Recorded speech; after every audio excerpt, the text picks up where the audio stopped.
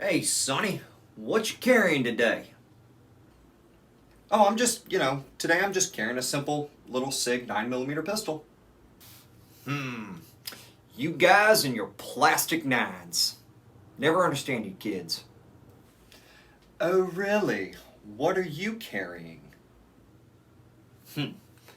God's greatest caliber. You know, the 45. Stopping power and all. Something you 9 guys will never get. Well, good sir, my 9 weighs considerably less than your 45 does, and it has a much higher capacity, something you 45 guys will never have the luxury of. Capacity? You only need one shot to kill someone dead. I'm not looking to kill someone dead. I just simply want to incapacitate them and keep them from causing harm to me and my family. That's it.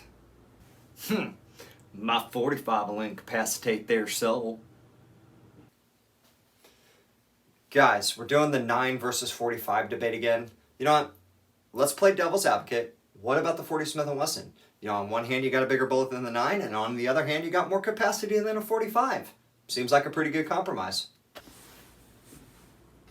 Extra snappy recoil and lose my easy follow-up shots? I'm good. Still ain't a 45. Yeah, you guys are right. I'm definitely not a fan of the 40 Smith & Wesson either. But you know what? People are so stubborn in their choice of caliber and arguing which one's better and which one's obsolete and yada, yada, yada. But maybe that we need to realize that maybe pistol calibers are pretty darn close to the same. You know what? I got a great idea, guys. Let's go grab some beers. Let's talk about some talking points. And let's shoot a video on this for the Phoenix fans. I think they're probably curious on what we have to say. Sure, I could go for a beer. Yeah, I'm down for a cold one. Sweet, let's go get some beers. Let's finally settle these myths once and for all so we can help these guys to where they're a little bit better educated.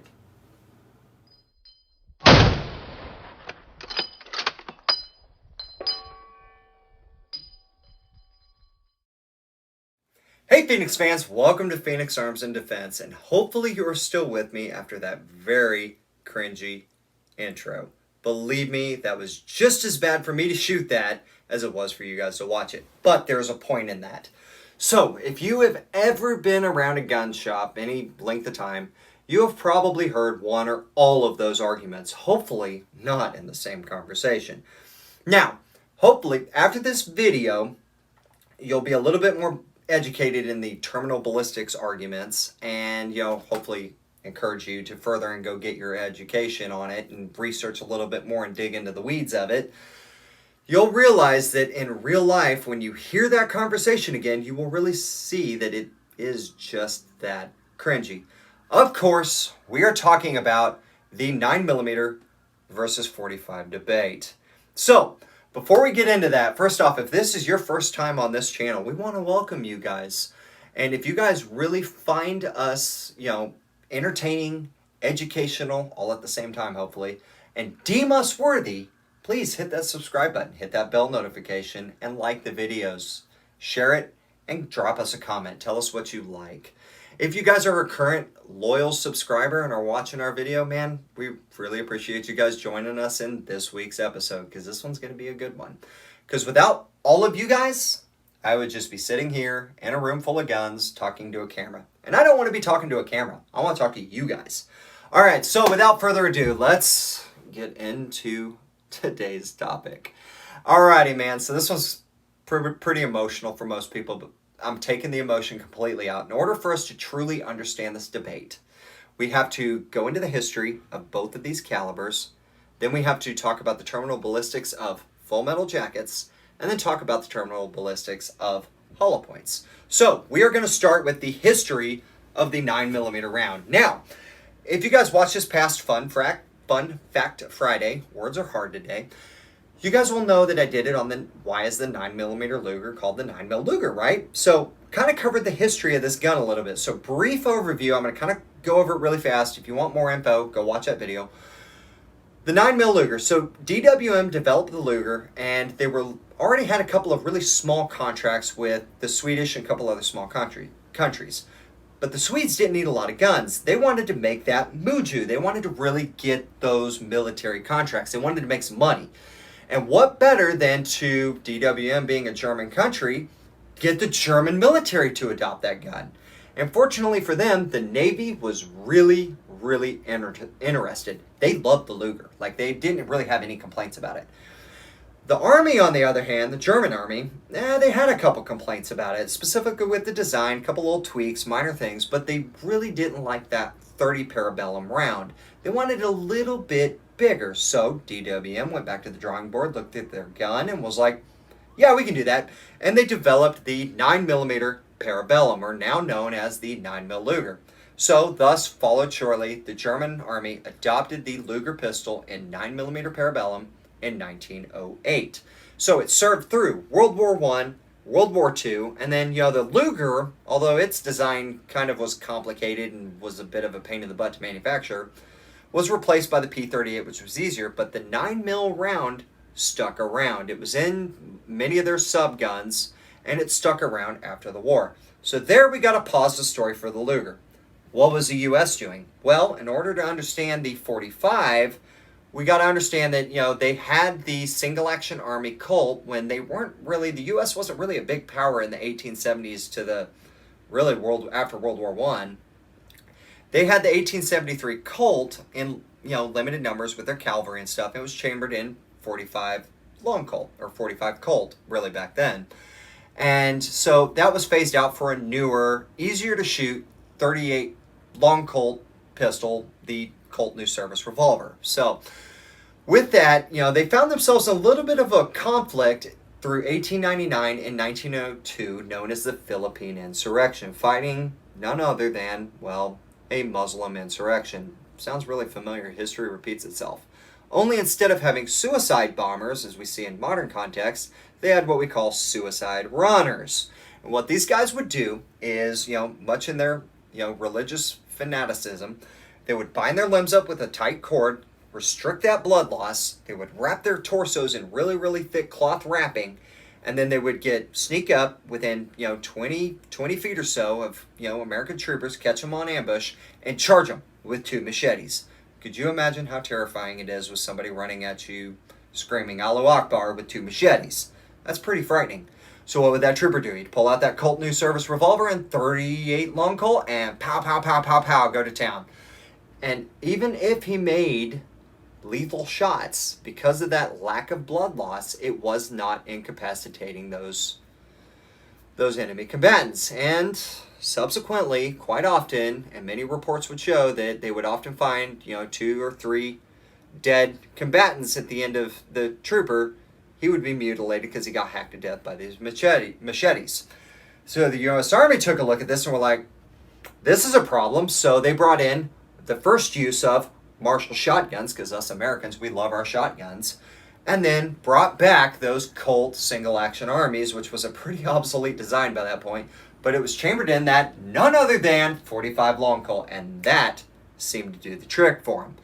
So, where was the 1911 at? So it was getting developed, and John Browning was working with Colt, and they were developing this pistol, and it formally got adopted. But one of those requirements was it had to be in a bullet diameter of .45. Thus, the 45 automatic Colt pistol cartridge was born. How did this thing do? Well, the 1911, we're Americans, we know we love our pistols. This gun saw service through officially World War I, World War II, Korea, Vietnam, and unofficially saw some service in Iraq and Afghanistan, still chambering the 45 ACP. But in order for us to kind of talk about when it was not, replaced, basically, sadly, we got to go back to the 9mm. So, what was going on with the 9mm? So, after World War II, too many world wars to talk about in one conversation, there was a surplus of 9mm Luger on the marketplace. So, everybody, a lot of police agencies were using the 9mm Parabellum, and then a lot of militaries adopted it because, hey, it's a lucrative cartridge, so it's cheap to use, let's run it. Now, after World War II, the North Atlantic Treaty Organization was organized, and they were kind of like, all the countries were getting together and they were coming up with their policies and getting their stuff going.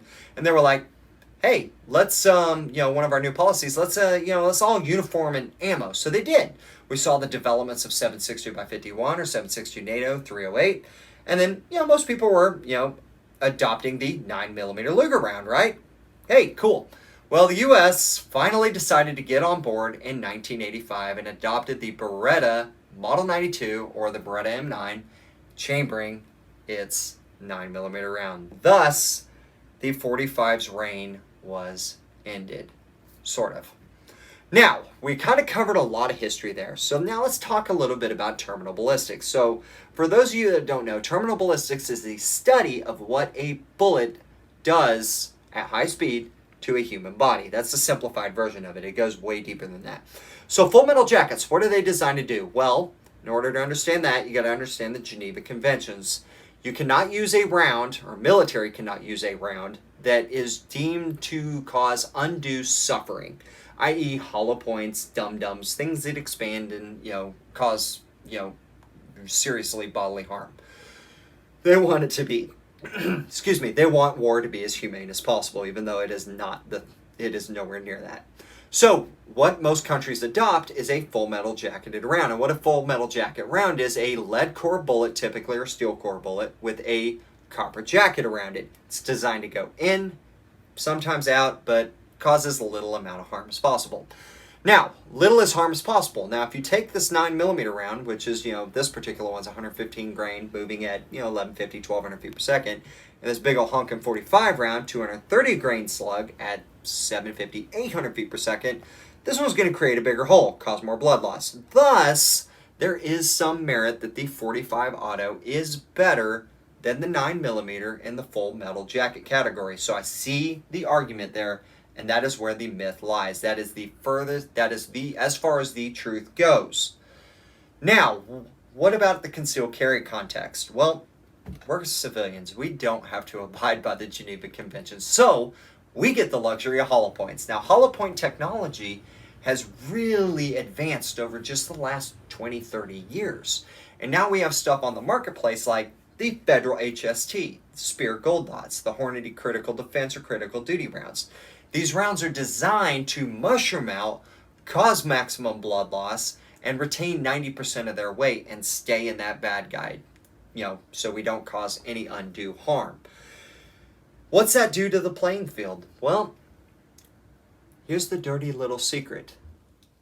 It levels it completely. So when you look at any good ballistic studies that are done on these rounds, and there are plenty of them out there, between 380 up close, reasonable ranges, 9mm, 40, and 45, there's less than 10% difference in terminal ballistics. So there you have it. What's it do for the 9mm versus 45 debate? It's meaningless. We are fighting over absolutely nothing. So here's what I have to say about this whole debate. If you are comfortable running a 9mm, whether it's in a SIG, HK, 1911, because there are 1911s chambered in 9mm, Glocks, whatever, run it. If that's what you are confident in using to protect you and your family and everything that you love, who am I to tell you not to run that gun? Use it.